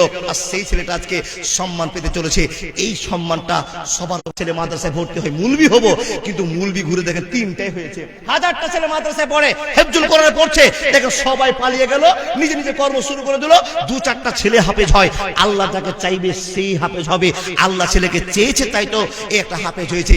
এই ছেলের সম্মানের জন্য এখান পর্যন্ত পা পর্যন্ত মাদ্রাসার কর্তৃপক্ষ বেশি কিছু দিতে পারেনি। আল্লাহর বান্দা মাত্র 2500 টাকা দামের একটা পোশাকের ব্যবস্থা করতে পেরেছে। এই লাঠিটার দাম, এই পাগড়ির দাম, এই জামাটার দাম, আল্লাহর বান্দা মূল্যহীন দাম। আপনার ছেলে একটা জ্যাকেট পরে তো 3000 টাকা জ্যাকেট, আর এই ছেলেটার মাত্র 2500 টাকা দামের একটা ব্যবস্থা করেছে যে পাগড়িকে নিয়ে মাথায় নিয়ে চলে যাবে। আল্লাহর কোন প্রকৃত বান্দা আছে এই ছেলের পাগড়ি দামের জন্য 1 টাকার পাগড়ির দাম আপনি দিতে পারবেন? মাওলানা কি হবে? এক্ষুনি শুনলেন, এই ছেলের সম্মান আপনি দিয়েছেন, আল্লাহ আপনাকে কিয়ামতের মাঠে সম্মান দিবে। আপনি যদি কারো সম্মান করেন, আল্লাহ আপনাকে সম্মান দেওয়া দেবে। চিন্তা করিয়েন না আজ টাকা লাখ লাখ টাকা কামাচ্ছেন, কালকে না কামাতে পারেন। বন্ধু, সেদিন দান করতে ইচ্ছা হবে, দান করতে পারবেন না। তাই তো আপনাকে বলছি, এই ছেলের সম্মান বাঁচাবার জন্য কেউ 2500 টাকা দিতে পারবেন? কেউ আল্লাহর বান্দা জীবনে অনেক দান করেছেন, কিন্তু এমন একটা কোরআনের পাখি আপনি দান করছেন যে হাফেজ হয়ে গিয়েছে। আল্লাহর বান্দা, এতগুলো মানুষের ভিতরে কোনো কি আল্লাহ একটা বান্দা হুঙ্কার দিয়ে বলতে পারে, মাওলানা আমি আমার ছেলেকে মানুষ মর্তে বানাতে পারিনি, আমার মেয়েকে আমি কোরআন শিখাতে পারিনি, কিন্তু অপরের ছেলেকে যদি শিক্ষা দিয়ে মাদ্রাসা চালু রেখে আমার জীবনে একটা ফল হয়। তাই তো আমি 2500 টাকা দিলাম। 2500 টাকা খরচ হয়েছে। এই আবেদন রেখে কেউ কি পারবেন একটা? সুবহানাল্লাহি ওয়া বিহামদিহি সুবহানাল্লাহিল আযীম। আপনি চিন্তা করছেন মাওলানা অনেক এলাকায় জালসা হয়, দিও বটে, দিয়েছনো বটে। আল্লাহর বান্দা মসজিদ মাদ্রাসার অবস্থাটা দেখে আসুন, অবস্থা দেখলে বুক ফেটে যাবে। সেই অবস্থা শোচনীয় জায়গাতে মানুষ হয়ে গেছে, এটা মানুষ হয়ে গেছে গো বাবা। কার ছেলে আমি তা জানি না, কার ভাই জানি না, কার বংশের ছেলে আমি জানি না, কার গ্রামের লোক আমি জানি না। অন্তত যেদিন আপনি মরবেন এই হাফেজ সাহেবকে খোঁজ করে বলবে, হাফেজ সাহেব আমরা তো মৌলভী সাহেবেরা অনেক বড় বড় ডিগ্রি নিয়ে আছি, কিন্তু আমরা কোরআন শুদ্ধ করে পড়তে পারি না। হাফেজ সাহেব তুমি যাও, এই ছোট্ট ছেলেটাকে সামনে দিবে আর বড় বড় সাইকুল হাদিসের পিছনে থাকবে। আব্বাজান পারবেন না 2500 টাকা দিতে? কোন মা বোন আছেন 2 মাসের লক্ষ্মীর ভান্ডার টাকা দিয়ে দেন। দাদা বন্ধু জীবনে কি করেছেন? আল্লাহকে খুশি করার জন্য দান করুন। এই আছেন এই থাকবেন না, এই আছেন এই থাকবেন না। টাকা আপনার পরিবারের জন্য শেষ করে দিলেন, কিন্তু আখিরাতের জন্য কি তৈরি করেছেন? ভাই কে দিয়েছে এটা? কে কে? নয়াটলার একজন আল্লাহর বান্দি, একজন মহিলা 500 টাকা দান করেছে। আমি একজনকে দেখতে চেয়েছিলাম, মাওলানা আমি একটা দেব। আচ্ছা 2500 টাকা যদি না হয়, পাগড়ি থেকে পা পর্যন্ত জুতা টুতা সবই দিয়েছে, ধরে নেন 2000 টাকা। বেশিটা আমি ছেড়ে দিলাম, 2000 টাকা আল্লাহর একজন বান্দা। কেলারা থেকে মতিবুর রহমান 500 টাকা দিয়েছে। বাপজান চিন্তা করছেন এই 500 টাকা বের করব, আর বের করলে বক্তার হাতে চলে যাবে, আমার পকেট শূন্য হয়ে যাবে। কিন্তু না গো, আল্লাহ বলছে বান্দা এটাই কষ্ট। তোমরা যখন আমাকে না দেখে বিশ্বাস করে নিয়েছো, তখন তোমরা একটা 500 টাকা নোট বের করে আমার নামে দাও, আমি আল্লাহ দুনিয়া আখিরাত দুটো ক্লিয়ার করে দেব। মাশাআল্লাহ। বাদিরউদ্দিন সাহেব আল হেলারে 500 টাকার বাকি আর 500 টাকা নগদ। আমার ভাই দাঁড়িয়ে আছে আমার সাইডে, আমি তাজ্জব করে রেখেছি, ওর পরিচয়টা আপনার সামনে এক্ষুনি দেওয়া হবে। আল্লাহর বান্দা বড় আবেগ লাগছে গো। আপনি বলছেন আচ্ছা এই মাদ্রাসাকে চালিয়ে রাখার জন্য কি ভাই তুমি? জানি আলম সাহেব 500 টাকা দিয়েছে, আলহামদুলিল্লাহি রাব্বিল আলামিন। এটা জানি আলম, মাশাআল্লাহ। জানি আলম ভাই এই বাচ্চাটার জন্য অন্তত 2000 টাকা দাও ভাই, 2 বারে দিও ভাই। জানি আলম 2 বারে দাও ভাই, একটা সম্মান রক্ষা হোক। জানি আলম এই আব্দুর রহমানের ছেলের সঙ্গে একটু বন্ধুত্ব হোক, কোরআনের সঙ্গে বন্ধুত্ব রাখো, জীবনে কারোর সঙ্গে নাই ভাই। রাজি হলা? লিল্লাহি তাকবীর। জানি আলম আল্লাহর একজন বান্দা। বলে মাওলানা আপনি তো জোর করে নিলেন। ও বাপ এটা জোর নয় গো, এই ছেলের টাকার তো মায়া সবার আছে না। টাকার জন্য ইঁদুর মরে, টাকার জন্য ইঁদুর মরে যায়। ও বাপ টাকা ইনকাম করতে কষ্ট আছে, আর এই কষ্টের টাকাটাই আল্লাহ দেখতে চেয়েছে বান্দা তুমি আমাকে কষ্ট করে বের করে দিতে পারছো কিনা, এটা দেখার আমার। 500 না, এখানে দিয়েছে 500 টাকা দিয়েছে, আর 1500 টাকা বাকি, এখনই দিয়ে দিবা। মাশাআল্লাহ জাযাকাল্লাহ রব্বুল আলামিন। কেউ 500 করে দান করেছে আল্লাহ, তার ভিতরে জানি আলম একটা ছেলে হাফেজের দাম বাড়িয়ে দিয়েছে আল্লাহ। 2000 টাকা দিয়ে একটা ভালোবাসা কিনতে পেরেছে আল্লাহ। জানি না তার ছেলে মেয়ে হয়েছে কিনা, যদি হয় তুমি তাকে একটা ছেলের বাপ বানিয়ে দাও, যোগ্য হাফেজার বাপ মা বানিয়ে দাও, যোগ্য হাফেজার বাপ মা বানিয়ে দাও। আল্লাহ মসজিদের প্রেম জাগিয়ে দাও, অসুখ বিসুখকে আল্লাহ দূরে সরিয়ে দাও। হে রব্বুল আলামিন তোমার কোরআন সত্য, তোমার নবী সত্য, আমার আজন আল্লাহ সত্য, তাই তো তোমাকে মানার পরে এত টাকা আমরা দান করে পারে। হে আল্লাহ কবুল করে নাও। আল্লাহুম্মা সাল্লি আলাইহি আল্লাহুম্মা বারিক আলাইহি। পারবেন না জানি আলমের মতো কোনো ভাই দাদা 1000 করে অন্তত দেন। মাওলানা আমি সব দিতে পারবো না, আমি জুব্বাটা দাম দিতে পারবো। মারিয়া থেকে আনিকুল ইসলাম 1000 টাকা। দাদা বন্ধু একটা জুব্বার দাম দেন, যে জুব্বা বিশ্বনবীর পোশাক ছিল, আর সেই পোশাক দাদা একটা জুব্বা দাম দেওয়া যাবে না? জোর করবেন আপনাকে, মূল হলে দেন, নাহলে দিয়েন না। কি না ইদ্রিস আলী 500 টাকা দিয়েছে, আলহামদুলিল্লাহ। দেন 500 করে দেন। ও দাদা আপনার কাছে আমার বড় আবেদন, দেখুন সময় এলে কি করে দেন। আপনি বলছেন দান করবো, মৌলভী সাহেব দান করবে সিদ্ধান্ত করেছেন, কিন্তু মরে যে যাবেন এ খবর জানে না। আলহামদুলিল্লাহি রাব্বিল আলামিন। জানি আলম আল্লাহ তোমার বান্দা দিয়ে দিয়েছে, আল্লাহ তুমি কবুল করে নাও। আল্লাহ ফুল করে পূরণ করে দিয়েছে, আল্লাহ তুমি কবুল করে নাও। যুবক ছেলেকে আল্লাহ কবুল করে নাও। আলহামদুলিল্লাহি রাব্বিল আলামিন। ওয়াল আকিবাতু লিল মুত্তাকিন ওয়াস সালাতু আলা রাসূলি মুহাম্মদ ওয়া আলিহি ওয়া সাহবিহি আজমাইন। আমিন সুম্মা আমিন। জি ভাই বাবাজি আমার, আপনারা 500 100 200 করে পারবেন? দেখেন আপনারা বলছেন মৌলভী সাহেব মাদ্রাসে পড়ে লাভ নাই। জি কেন লাভ নাই? যে দুনিয়াতে ওই লুঙ্গি পরা লোক হবে, ওই পাঞ্জাবি ওয়ালা লোক হবে, ওই ভান্ডার হাতে করে নিয়ে চাওয়া লোক হবে। আপনাকে বলে যায় এখন বর্তমানে মৌলভী চাইতে হাফিজের চাইতে বড় দামি মানুষ আর কেউ নাই। দেখেন হিসাব করে, দেখেন আপনি হিসাব করে। পূর্ণিয়া থেকে আল্লাহর একজন বান্দা নূর বক্ত মাশাআল্লাহ, দেখুন কত দূর থেকে মুসলমান ছুটেছে, 500 টাকা দিয়ে গেল। আর আমরা চিন্তা ভাবনা করছি দিব কি দিব না, দিব কি দিব না। আল্লাহর বান্দা, আমরা আল্লাহকে ভালোবাসি, তাই আমাদের লেভেলটা স্ট্যান্ডার্ড হবে না, ট্রাই বুট পরা ছেলে হবে না। এইরকম যে পোশাকটা উঠে গেল, এ বাপ, এই ছেলে কোনোদিন ফুল প্যান্ট পরে ঢাকনুর নিচে পায়ে নিচে নামিয়ে দিয়ে শয়তানি করে ঘুরতে পারবে না। কোরআনের ভয় আছে, আল্লাহর ভয় আছে। মাশাআল্লাহ, এই মাদ্রাসার ছাত্রের একজন দুলা ভাই এসেছিল জালসা শুনতে, সেই দুলা ভাই 1000 টাকা দান দিয়েছে। আল্লাহর বান্দা, এই ছোট্ট ছেলেগুলোকে সম্মান দেন, এই এলোমেলো হয়ে ঘুরে বেড়াচ্ছে, এই ছেলেগুলোই একদিন আপনার জামা পড়বে, জানাজা পড়বে, এই ছেলেই আপনার ছেলের কানে গিয়ে আজান দিবে, এই ছেলেই আপনাকে কোরআন শিক্ষা দিবে, এই ছেলে আপনাকে মসজিদে ইমামতি করে জীবন কাটাবে। আপনাকে মনে রাখতে হবে। তাই তো আমাকে বলতে হয় যে এই ছোট্ট ছেলেগুলো দেখতে খারাপ লাগে। হ্যাঁ, যতগুলো মানুষ বসে আছেন, এই চাদরটা ঘুরাতে হবে, দিবেন। আর আপনাকে বলে যায়, এই ছোট্ট মাদ্রাসার বাচ্চারা যাচ্ছে, এদেরকে ঘুরিয়ে দিবেন না। বড় জুব্বা পড়ে আছে, বড় লুঙ্গি পড়ে আছে, আল্লাহর বান্দা, আপনার কাছে স্ট্যান্ডার্ড মনে হয় না, কিন্তু স্ট্যান্ডার্ডকে প্রাধান্য না দিয়ে এই লুঙ্গি পরাকে প্রাধান্য দেন। এই জন্য তো আমাকে বলতে হয়, লুঙ্গি পরে বিদেশ আছে লোকে বলে বাংলাদেশি। শুনেননি? লুঙ্গি পরে বিদেশ আছে লোকে বলে বাংলাদেশি, গরমের জ্বালায় প্যান্ট পরতে পারি না। ভারতে জন্ম আমার, ভারতে জন্ম আমার।